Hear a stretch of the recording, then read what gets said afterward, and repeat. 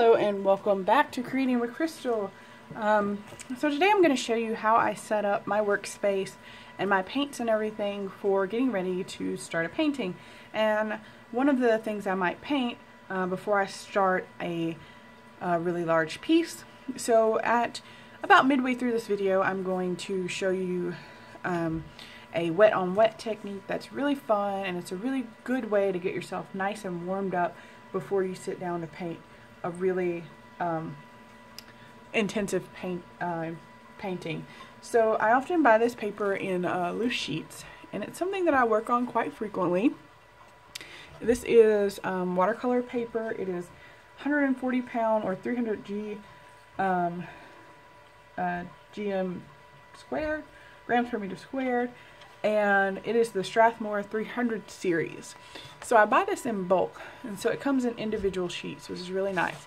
That keeps me from having to tear the paper out and deal with the little edges or perforations. So these are ready to go, and so this is really considered a learning paper, so they even say that on here, for mastering techniques with wet media.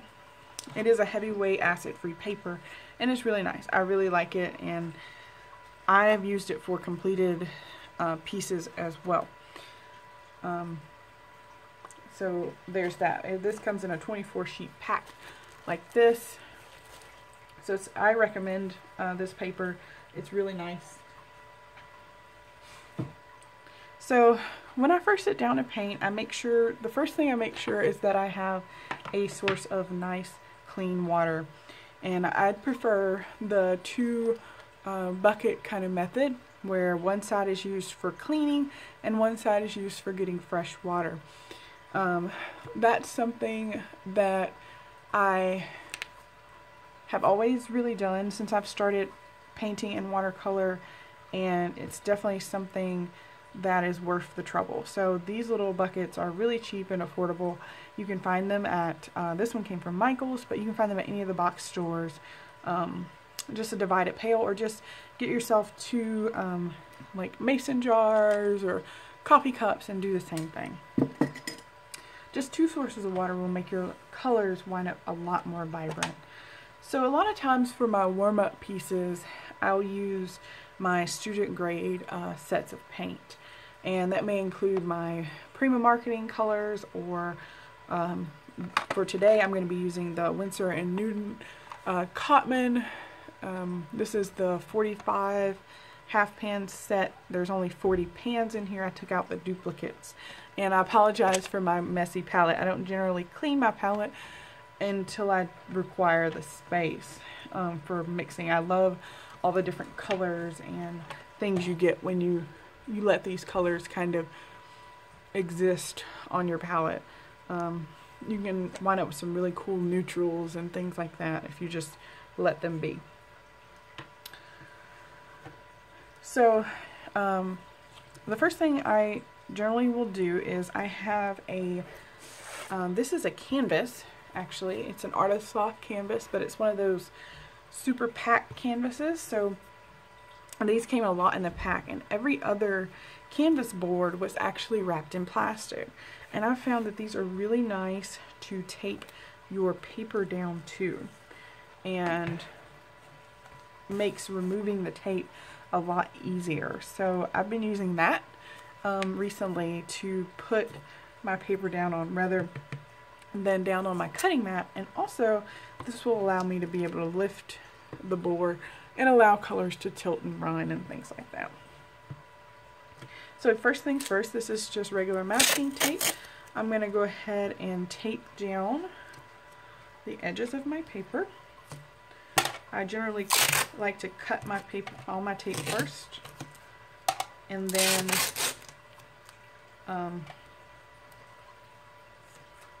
apply it to my paper.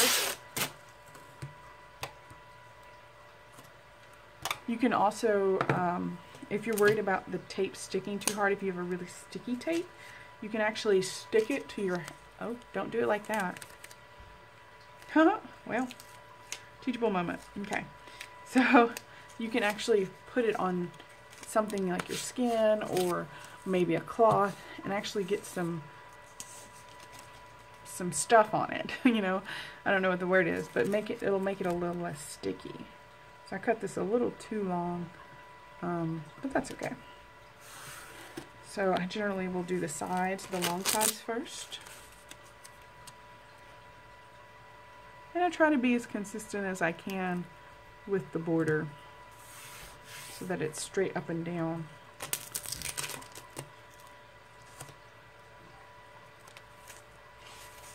And then I usually go across the top or across the short sides, I should say, because sometimes this is the side if you're working in a landscape. Today I'm going to work in portrait mode. But feel free to do the same exercise in landscape mode. It'll work just as well. Okay, so I'm just going to take those edges and fold them under. Like that. So we have a nice taped down piece of paper. Give it a quick rub so that all 4 edges are nicely pinned down. So the next thing that I will do when I'm starting a painting session is I'll pick a few colors. I try not to pick very many colors. So I'll pick maybe 3 or 4 colors, and I will work with those 3 or 4 colors. So today, let me make sure you can actually see my palette, at least a little bit anyway. I'm a little bit strange. I am right-handed, but I generally will put my palette to my left. Why I do that, I don't exactly know, but that's just the way I've always worked. And so yeah, I don't really have an answer for that. Trying to make it to where you can see as much of my workspace as possible. That always helps me when I'm trying to learn from someone else, if I can actually see all of what they're doing. So let me make a little bit more space here so you guys can see what I'm working on. Remove some of this other stuff.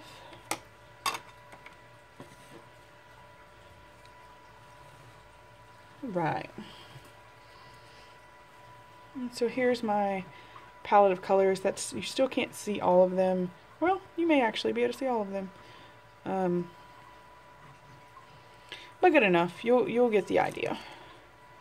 I also want you to be able to see the whole piece of paper too.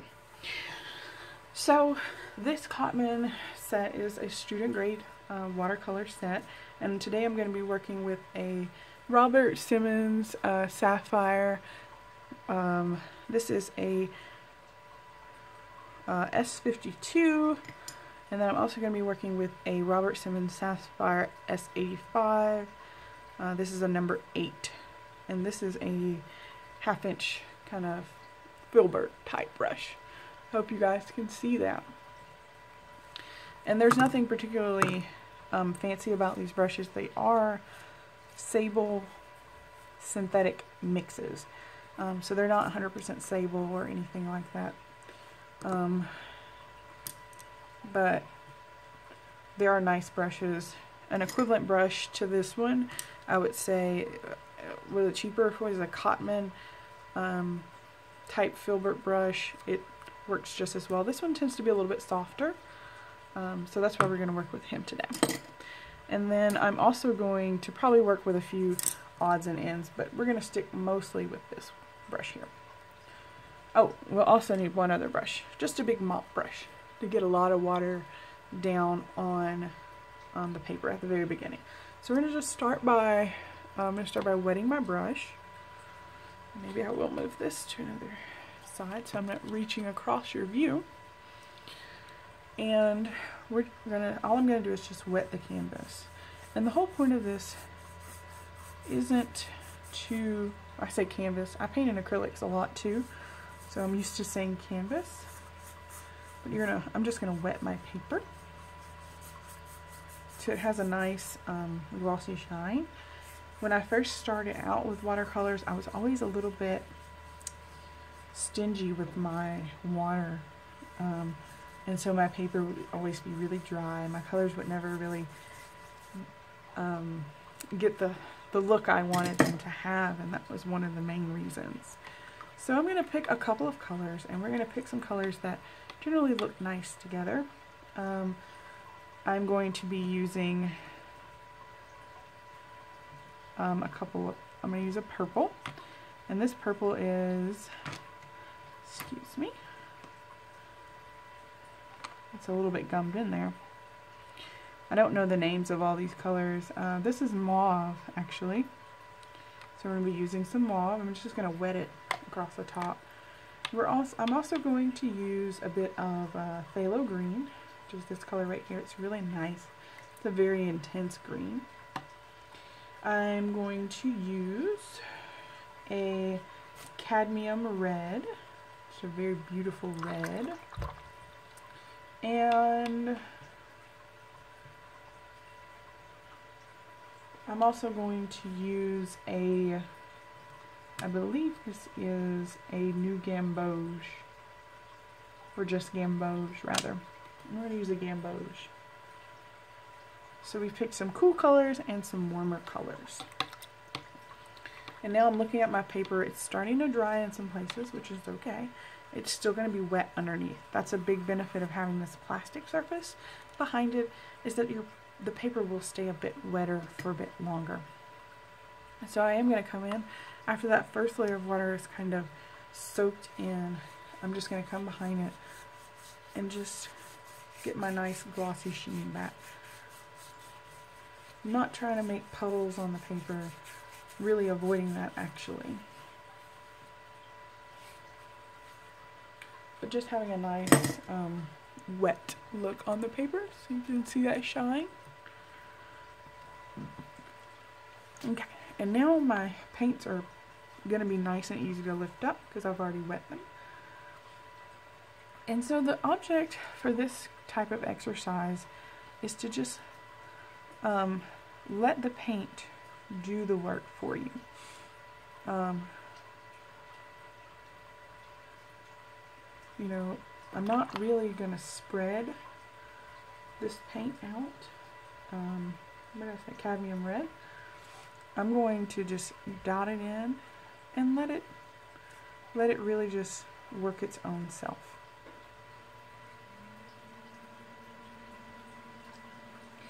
Now, one thing I always kind of struggled with this at the beginning is to why my paint wouldn't flow. I would see other artists do this, and they would touch the paint to the paper, and it would just flow beautifully, and you get all this nice look. And I had a really hard time making that happen when I first started painting in watercolor. And the problem I had was, one, my paper was never wet enough. So that's one problem. And then another problem that I had, and I just propped my canvas up a little bit so the paint runs. Another problem I had that I didn't know was that I was trying to make the paint do something rather than just let it do its thing and just be a facilitator of the paint, really. I'm going to add a little bit more of that in there. And really one of the goals I like to do with this type of painting is see what I see in some of these things. You know, I'm not really trying to make anything happen. I'm just letting the color dance and play across the page. And when you do that, you really can wind up with some really beautiful things that happen. One thing, though, that you do need to be cautious of a little bit, and this is part of the warm-up process, is getting familiar with how the paint actually behaves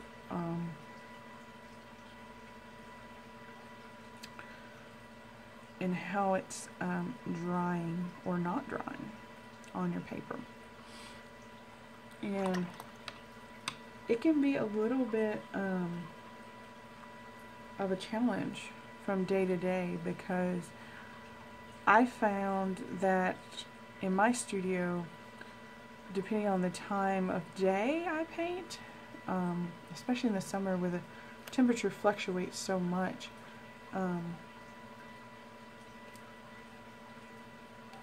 that it can be how dry the areas can really change throughout the day. And so if I'm painting early morning when it's still cool outside, I don't have to work as fast. Or if I have maybe not as much air on in my apartment, like a fan blowing or anything like that. I live in a fairly warm climate, so often I'll have fans going. But if I don't have any fans going, the way the paint behaves is quite different than when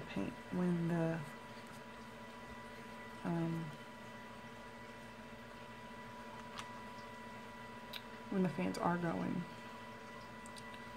So I'm gonna add a little bit more. I feel like we need a little bit more purple up toward the top.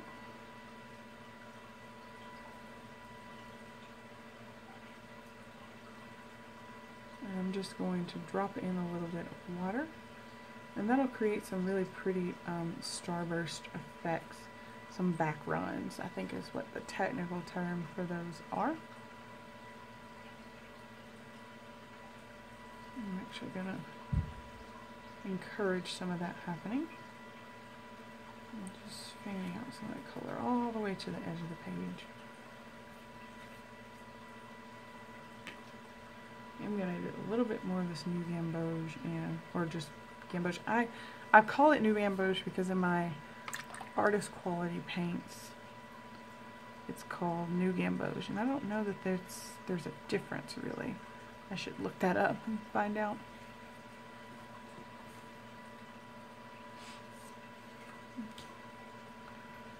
So I'm going to, now that we have our color nice and down and we've really let everything happen, I'm not forcing anything to happen, there's no real picture I have in mind. I'm actually going to take my board, and I hope you can see this, and I'm actually going to tilt it, and I'm going to let some of these colors run other ways, and I'm going to take this one step further, and I'm actually going to tap it. Sorry for the camera shake.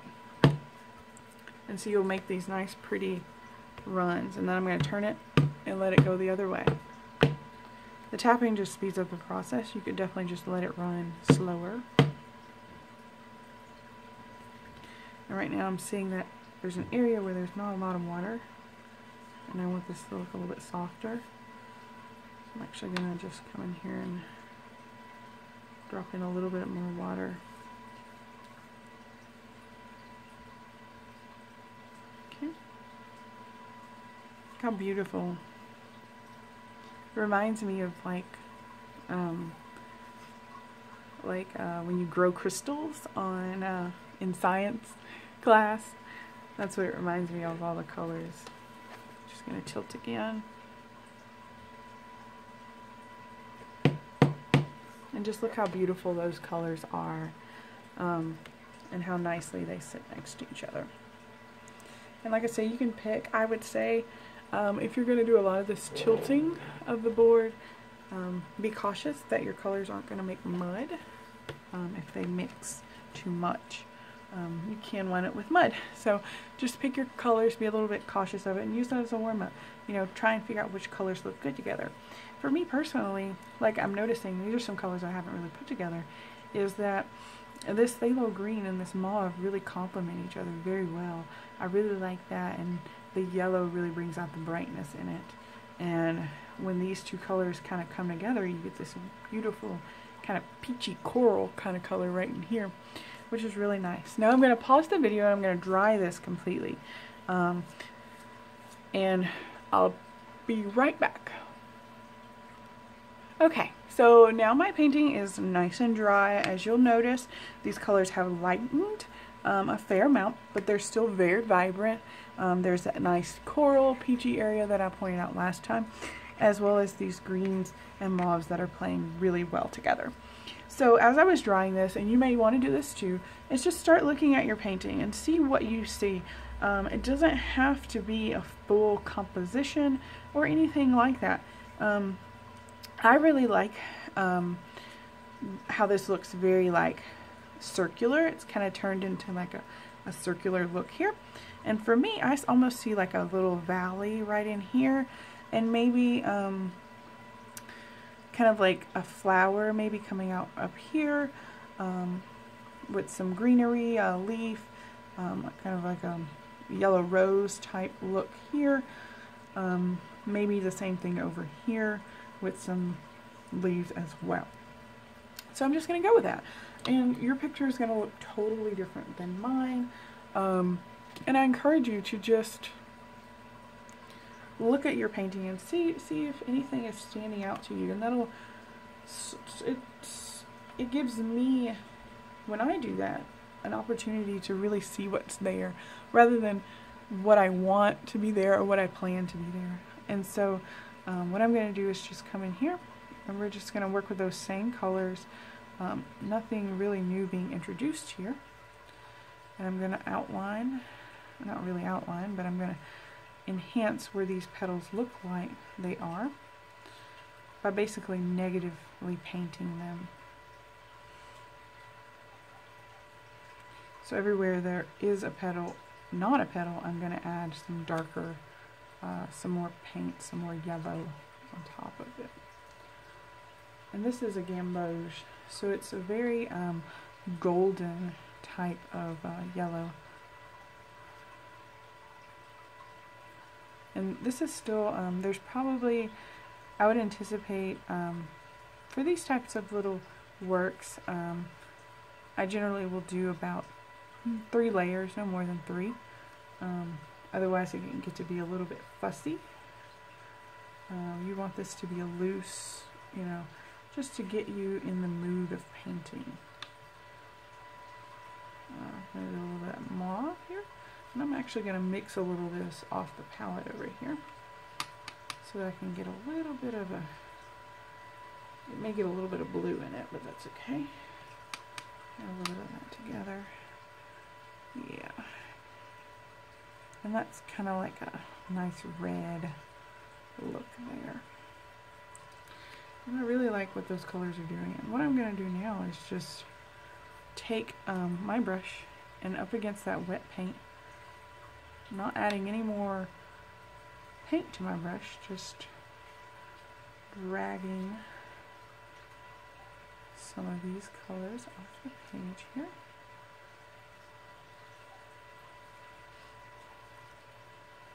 And letting them feather out.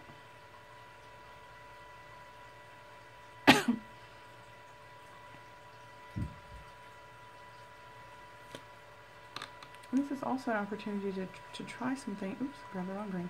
To try some things you may not normally do, because you haven't really wasted anything, you know.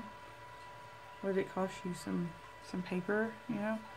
And if you have to feel, if you're buying paper that's so expensive that you're scared to use it, buy cheaper paper, you know.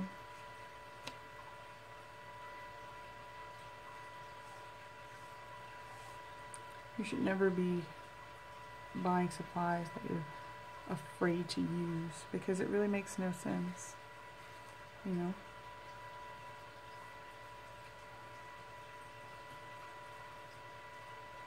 I'm just making that kind of a petal there. I'm going to mix up a little bit of a lighter mix of this gamboge. This is gamboge right here on my palette. I'm just making up a lighter wash of it. I'm going to put it right down up in here.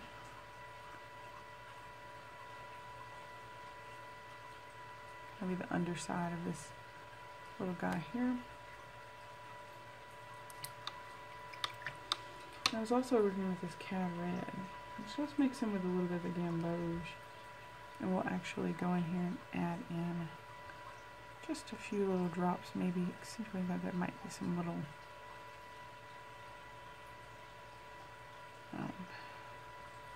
things happening in there.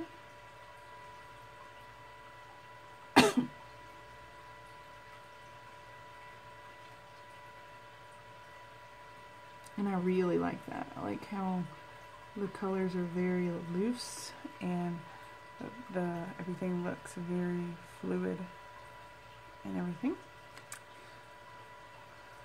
So it's almost kind of like I don't want to say a lily, but kind of like a lily, but a little more yellow. Okay, and I kind of see something happening here, which we're going to maybe turn into like a little bud. See how that works out. Use again some of that gamboge. And maybe use this like as a closed up one.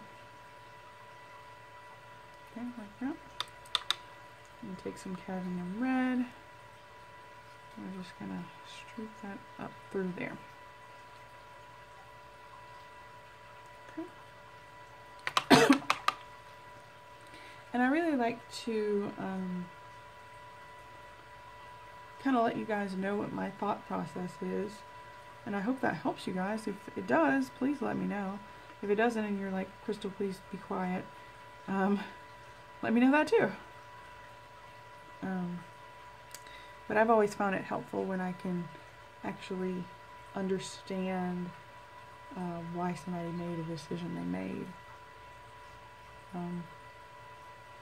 in their painting. It's always helped me, so I hope that it helps you guys. A little bit of this yellow here. Just give it a few little marks across the leaf here. Just kind of making some of the brighter areas, maybe some more new growthy kind of.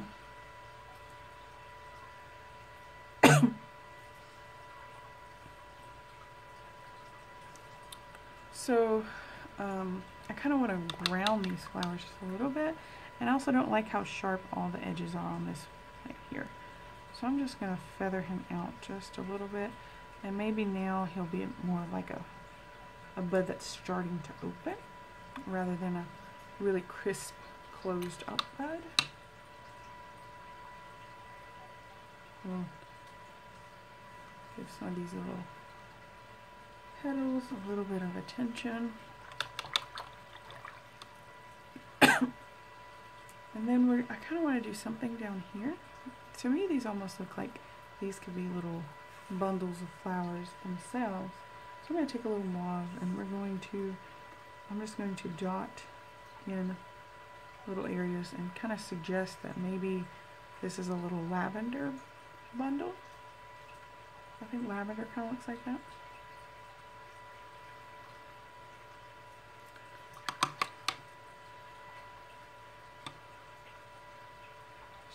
Feather those out. Again, just suggesting that there's something there. And then maybe we have something going on up here too, similarly. Not exactly the same, but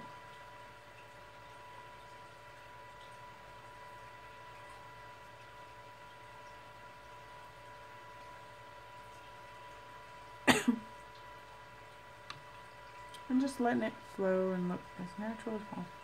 Come right down up underneath and feather some of these hard edges out. I'm actually going to just come in here and drop some water in some of these. Take a little bit of, I'm going to take a little cad red and actually mix that with a little bit of this mauve color here. Get a more pinky, a little more red. It's going to be like that.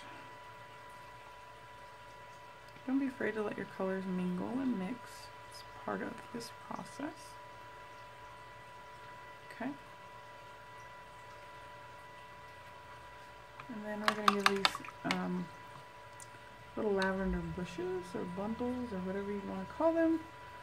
So just suggesting some stems maybe coming up and down through them.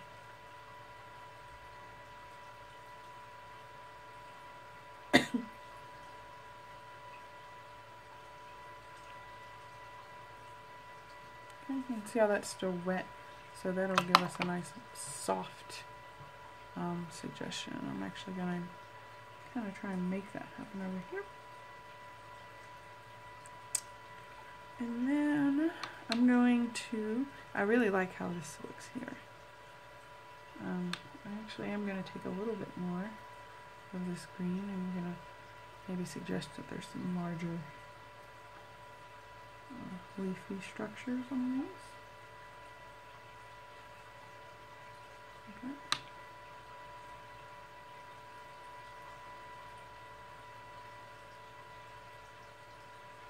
Kind of like that. And everything's so wet still that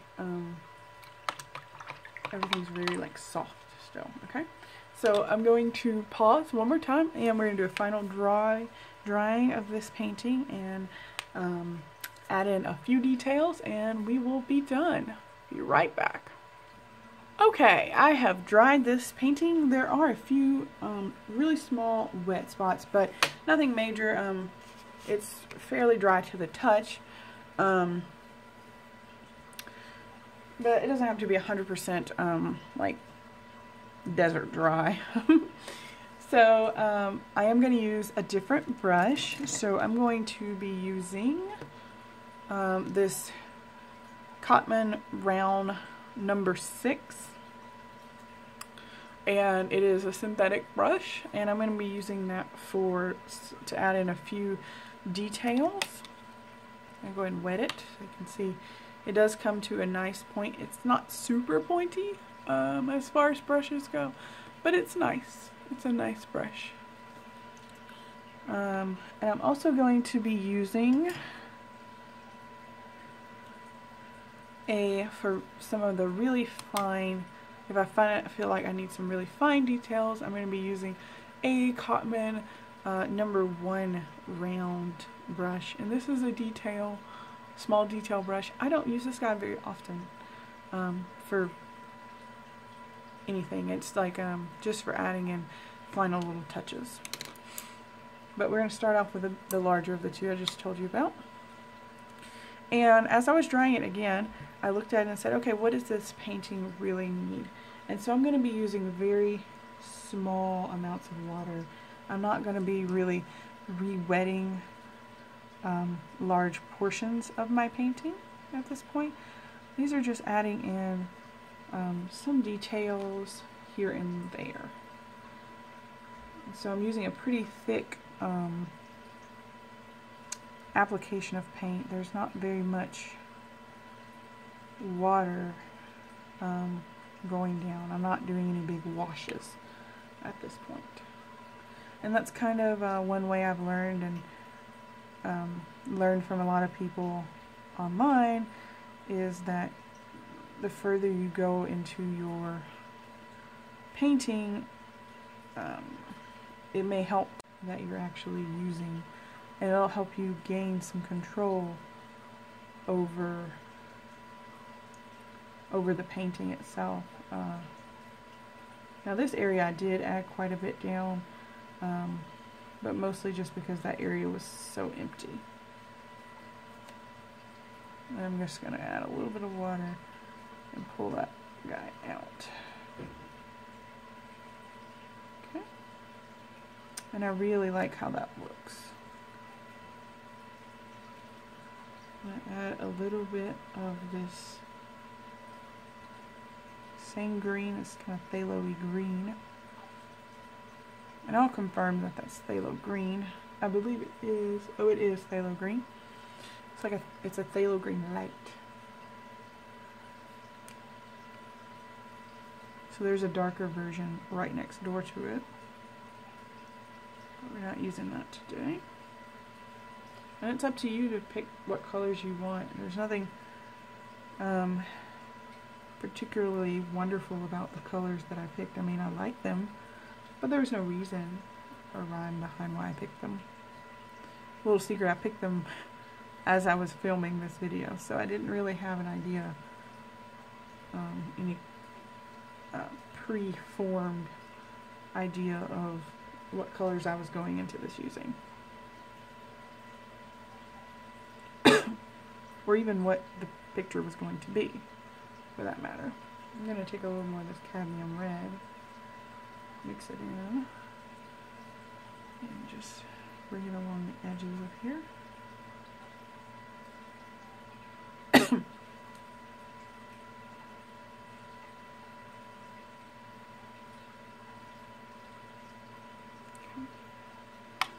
I'm also going to add a little bit of the gamboge, so I'm just picking up almost only paint, very little water, just enough to get it to flow. That's the brush, nothing major. A little cad red, same thing. Excuse me.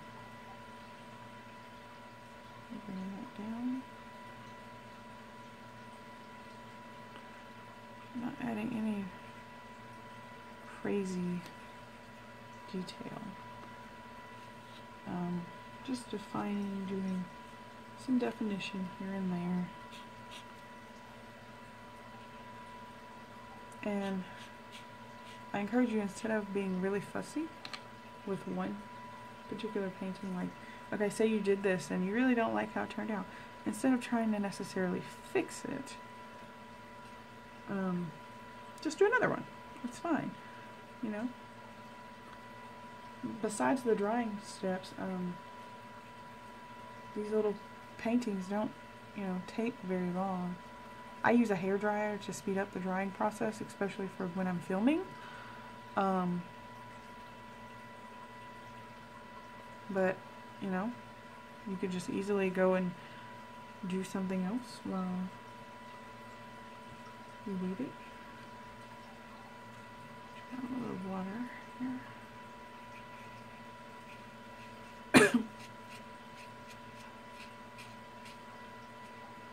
Okay, and I think that's going to be about it for this painting. I am going to come in here and add just a little streak of some of these guys just coming out of the tops.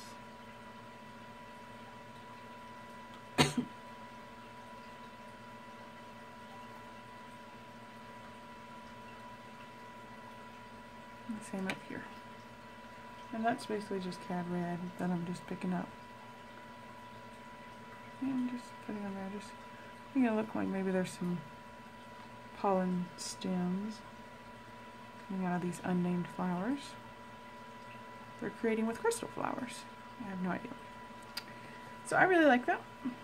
And I hope you have had fun painting with me this evening and learning how I warm up to begin a painting. This is something I try to do before I sit down and really work on anything that's going to be time consuming or a much larger work. So I encourage you to play around with this concept and really experiment and let yourself play with the colors and not be afraid of it. So I hope to see you in my next video. If there's anything you'd like to see me do, some colors maybe you want to see me work with, anything like that, some techniques, please let me know in the description down below, and I will try to incorporate those into future videos. I only won't know what you want to see if you tell me. I will list all the materials I used in the description as well. And I really thank you. If you enjoyed this video, please give it a thumbs up and hit that subscribe button and help me grow my channel. And well, for today, that's it with Creating with Crystal.